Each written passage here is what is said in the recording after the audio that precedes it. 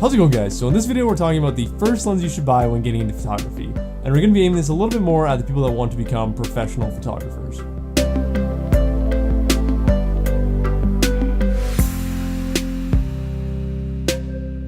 Today we're talking about lenses like this one. This is the Nikon 18-200, and I'm going to try to explain to you guys why spending around $700 on your first lens is a pretty good idea. Also, I'm going to be saying lenses like this one because I don't want this video to become an ad for this specific Nikon lens.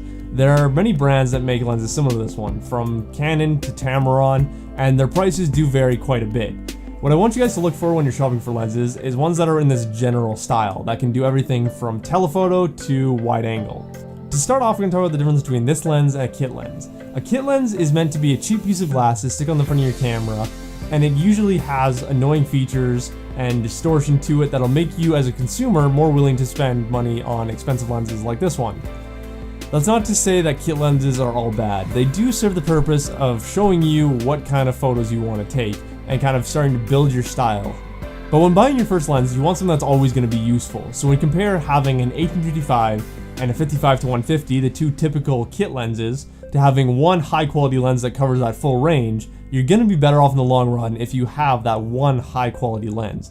And this leads me on to my next point. You never know when or how your photography style is going to change. If you look back at my video from last week, I told you guys that my photography style is currently in the process of changing.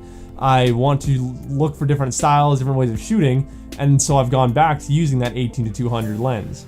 Surprisingly enough, this is one of the things I considered when buying this lens.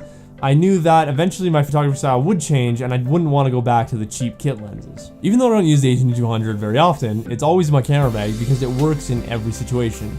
Take these two photos for example. The panorama was taken at 18mm, the owl at 200mm. The panorama was taken back in May 2017 and the owl this past weekend. Two completely different shooting styles, all from one lens with pretty good results. And now onto our final point. Feel free to end the video here if you're not really interested in the math or the money behind this, but this is kind of one of the most important things to consider. In our example, we're going to be looking at buying a new D5600, and there's no brand bias here. I'm just using a camera body similar to mine because I know what lenses are really available for this specific camera, and it's fairly similar to my own camera, so it's a good way of showing my thought process to you guys. The D5600 costs about $1,000 with the 18-55 kit lens. Then adding on a telephoto kit lens, you're looking around $1,350. But just buying the body for $850 and the high quality lens for $700, you're now sitting at around $1,550. With that though, you now have less weight, you're going to be changing your lenses less, you've got better quality glass and more impressive features, all for $200. In the end, you are paying more, but I can guarantee you from my own experience that you will appreciate it in the future. When you go back to your general lens and it still holds that high quality that you will have kind of grown to expect from your camera and your lenses, and lenses like this work in literally every situation.